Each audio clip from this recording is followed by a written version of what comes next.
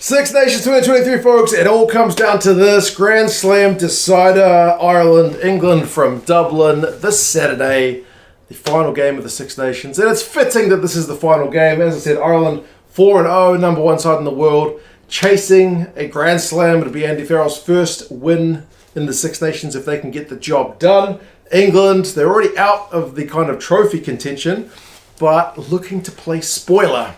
To spoil Ireland's party in Dublin. We're going to go through these squads, kind of which guys are in, which guys are out, some individual stats, some team stats, the recent history between the sides, the predictions, and you guys can let us know your thoughts on how you reckon this one is going to go. Ireland at home, as I mentioned, have kept things relatively stable, and I've mentioned it before, this is certainly Andy Farrell's style. It's not just a change for change's sake. They have made a couple of changes, but pretty much all injury-enforced ones. Thankfully for Ireland, though, it looked like, because they had a whole injury ward of players last time, that they might have to, make 5-6 changes based on how many guys went off the field in that last game at Scotland. But most of these guys have come right, which is very, very pleasing news. So it must have just been kind of knocks that were picked up in the game, not necessarily kind of tournament-ending ones. So the front row is the same: Porter, Sheehan, and Furlong. Sheehan is one of the guys that's back after going off early last week, so hopefully he'll get a few more minutes into him this time. I mean, Cian Healy obviously stepped up pretty well, so he'll need to play well, Dan Sheehan, to keep Cian Healy off his back, basically. But that's a pretty bloody good-looking front row. I mean, if there's one thing you could say, Andrew Porter's had the most penalties conceded of any player in the Six Nations thus far. He's taken that mantle from Maro Itoje from a few years ago, so Porter with his 9 will be looking to kind of keep in the referee's good graces this time. But, I mean, Porter, Sheehan, and Furlong, that's a pretty classy looking front row. Second row is one area where we do see one of the guys out. Ian Henderson misses out, so his tournament is done. And it's kind of unfortunate for Ireland as well, because they've lost Tadhg, Byrne too, so they are having to test a little bit of the depth with the second row. But, I mean, Ryan Baird is a guy to bring in. He's not a bad player.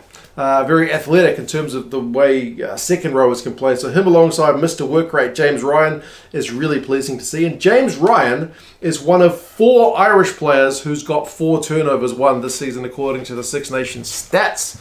So the fact that Ireland are a threat at the breakdown is made apparent when you look at some of these individuals. So James Ryan is one of the 4. One of the other guys is Caelan Doris, who's at number 8. He's also credited with 4 turnovers won. He's alongside Josh van der Flier and Peter Amani. So Caelan Doris with those 4 turnovers across the tournament, plus his running game, has just been really, really exceptional. Josh van der Flier, I've seen numerous jokes about him all week. Good jokes in a good way, like, oh my god, is there a doctor? Josh van der Flier can do it. Oh my god, can somebody fly this plane for us? Josh van der Flier can do it, obviously referencing his ability to throw in at line-out time last week. He did pretty bloody well, and a fair bit of credit, to be fair, has gone to Peter Amani as well for kind of helping to run the line-out, so it's obviously a team effort. The credit doesn't all go to Josh. Peter gets a bit for that as well. So my point is, it's a good versatile back row, isn't it? Gibson-Park gets a shot at number 9 this week, coming up from the bench alongside Johnny Sexton. Johnny Sexton's, I think, Six Nations farewell, right? So he would love to end this competition with a Grand Slam win in Ireland. I think they said they've never won the Grand Slam in Ireland, so they've put themselves in a position to do it. That'd be fantastic for him. Be the perfect kind of send-off, right? Not all those players get that kind of perfect send-off. Richie McCaw, obviously, with New Zealand, did it in the World Cup, so this would be, obviously it's not his career send-off, but for a Six Nations send-off, that would be pretty special. It's interesting with Gibson-Park as well, because they mentioned him in the press conference. Why is he kind of starting? Well, they said he's been back for a few weeks, and he's basically added something when he came off the bench. And it's interesting because every game up until this point in the Six Nations for Ireland, they've scored more points in the first half than the second, whereas last week was the first time they scored more points in the second than the first. And I do think Gibson-Park added a bit of extra spark to the Irish attack, helped them set up a couple of tries. So, yeah, I don't think that's a coincidence. I think Gibson-Park really works well with that Irish backline. So, him getting a start, I think, is not a bad thing. The midfield is Aki and Henshaw, so Ringrose is the other guy alongside Henderson, who isn't able to play after getting injured last week. But, Henshaw is a pretty useful guy to come back in. I know he's had a lot of time out injured, but he came off the bench last week, so a good way to kind of ease him back into it. And now he gets a start in that 13 jersey. And then Mack, Hansen and James Lowe are the other 2 guys who are credited with 4 turnovers won. So it's almost like sometimes it's dangerous to get a clean break against Ireland, because if you get isolated, they're just going to turn you over. So England are going to have to be very careful about that, literally across the park. Ireland have got guys everywhere who are quite happy to get over the ball. And then Hugo, Keenan, just quietly getting the most run meters of anybody else in the Six Nations thus far. His attacking threat sometimes goes a little bit under the radar. He is a really elusive runner, very safe under the high ball. I know Freddie Steward in the opposing side gets a lot of credit, but yeah, look out for Hugo Keenan there as well.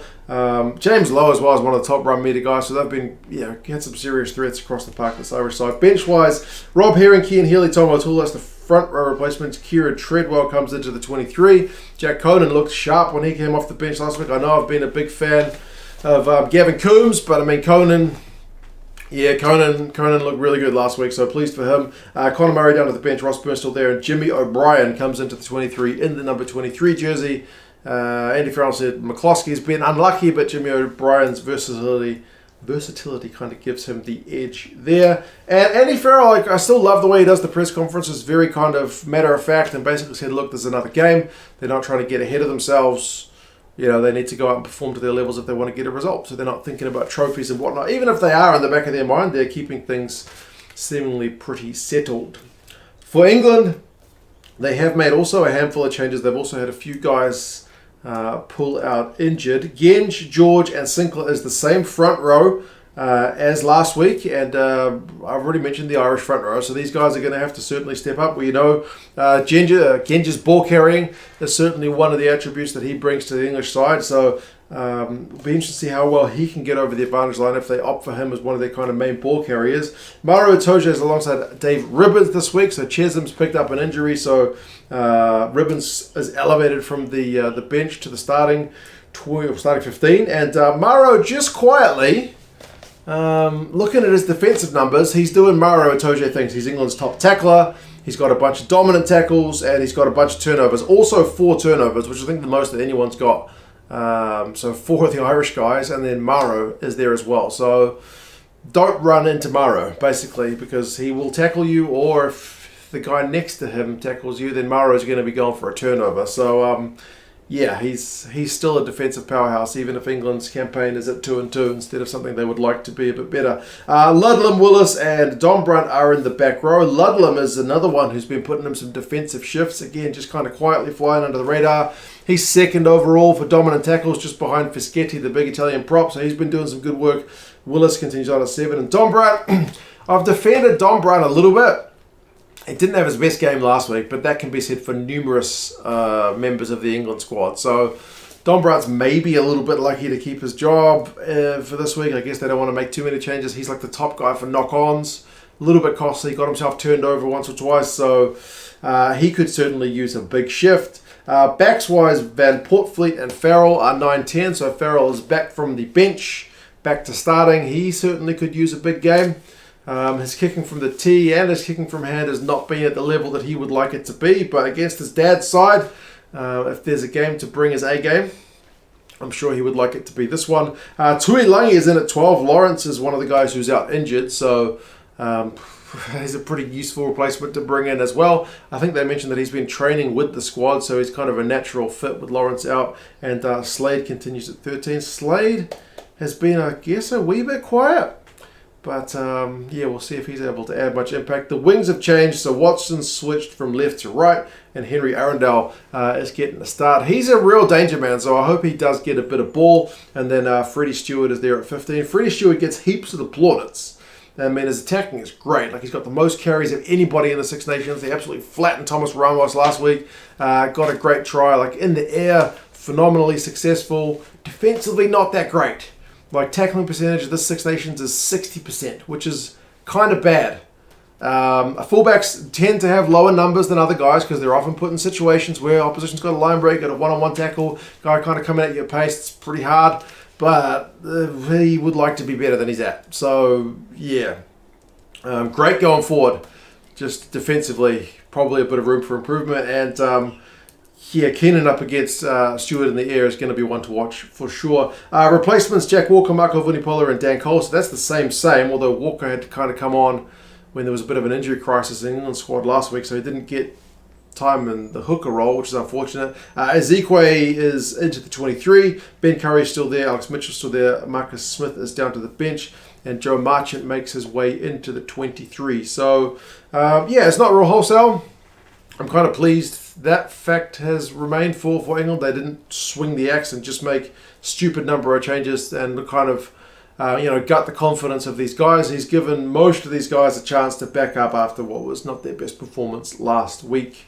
Team stats, man, Ireland, there's a lot to love, and England, there's a few negative stats I can go through. So, the number of rucks Ireland go through a game, highlight, number one, they're a team that likes to play with possession. Nobody has kind of out-possessioned Ireland. So by that, I mean, in every game, Ireland has 50% possession or more thus far in the Six Nations. I think one of the games, maybe it was Italy, it was 50-50. But generally, Ireland have more ball than you, and they have more territory than you as well. That's just part of their game, and that means more rucks. And part of that is the high ruck speed. They're a really hard team to set a defence against, just with how quickly they're able to recycle that ball. And also clean breaks. I checked the clean breaks. Nobody has managed to out-clean break Ireland. I think one of the games was 6 apiece. That was the Wales game, interestingly enough. But like last week against Scotland got a bunch of game breakers, but it was 7-2. Ireland had 7 clean breaks to Ireland's 2. So, yeah, Ireland can be a really hard side to break down. I already mentioned the fact that up until last week, Ireland was very much a first-half team, but last week they showed us, despite injuries, they can still bring it in the second half as well. For England, like a few concerning things like I mentioned, the lowest offload rate in the Six Nations is not inherently a bad thing. That's a tactical choice, but they still manage the most turnovers conceded. Like in my simple brain, I associate high offloads with high knock-ons and turnovers conceded. Now, turnovers conceded is more than just knock-ons, but a large part of it will be knock-ons. So that's a little bit troubling. That's kind of basic skills errors. And part of that is their lost rucks. That's also an area where they have numbers that are slightly too high. And I just rattled off like 4 of the Irish guys with the top 4 turnover guys. So they're really going to have to be mindful, England, at the breakdown. Like you can't give the Irish guys even a sniff. Otherwise, you're going to lose the ball. 16 turnovers conceded a game. Too many. Even Italy, with their kind of crazy let's play it from our own half game, only have 14. So, yeah, that's a kind of simple fix for England if you can kind of hang on to the ball, be safer at the ruck time, and have better hands. How do you coach that? But anyway, also the tackling percentage is not great. It was like 80% against Scotland, 81% against Italy, 81% against France, 91 against Wales. Well, that's a nice number against Wales, but our Wales attack has been really bad, blunt. So, yeah, the defence hasn't been that sharp. They do have a good lineup. They got the best lineup completion rate of all the teams in the Six Nations, and their penalty count is also very low. So it's not all doom and gloom. They're still a side on the rebuild. I do think their kicking game needs to be more effective. They have the most pure number of kicks of all the teams, but sometimes the kicking is ineffective. And I think Farrell, I'm not talking about kicks for sticks, which he's been a little bit guilty of, but especially if the kicking from hand has not always been as sharp as it could have been. Recent history between the sides, interestingly, England actually edge it. It's one of the sides where it took Andy Farrell, I guess, a little bit longer to work them out. Like one of these results goes back to a Rugby World Cup warm-up game back in 2019, which you can kind of disregard because those warm-up games, although the test matches don't have the same weight about them. Then you got Six Nations 2020 and Autumn Nations Cup 2020. England's Eddie Jones' side get wins over Andy Farrell. But then from 2021, Ireland kind of edge it. So the last 2 games have both been Irish wins, 32-18 in Dublin and then 32-15 last year at Twickenham. So I think France was the last side that Andy Farrell kind of managed to kind of turn the tables on, right? England, it took him, 2020 wasn't his year, but then from then on, they've had the bossing of the game. So we'll see how relevant that is. I mean, the average score is 26-20 to England over the last 5. Remember that World Cup warm-up game was like 57-15.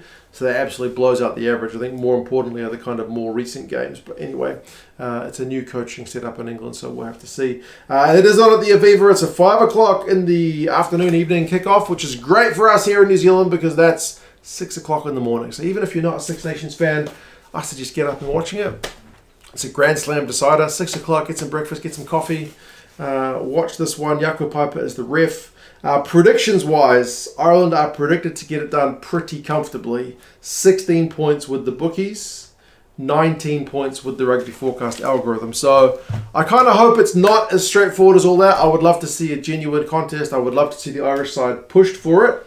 I think in terms of everyone's preparation for the World Cup, a nice close game would certainly do both sides the world of good. The Irish with that extra pressure of the Grand Slam on the cards at home. But apparently I've got an email. You guys let me know your thoughts. How do you reckon this was going to go? Ireland, are they going to be too good? England, can they throw a spanner in the works? You guys let us know your thoughts. And yeah, I will talk to you guys again soon.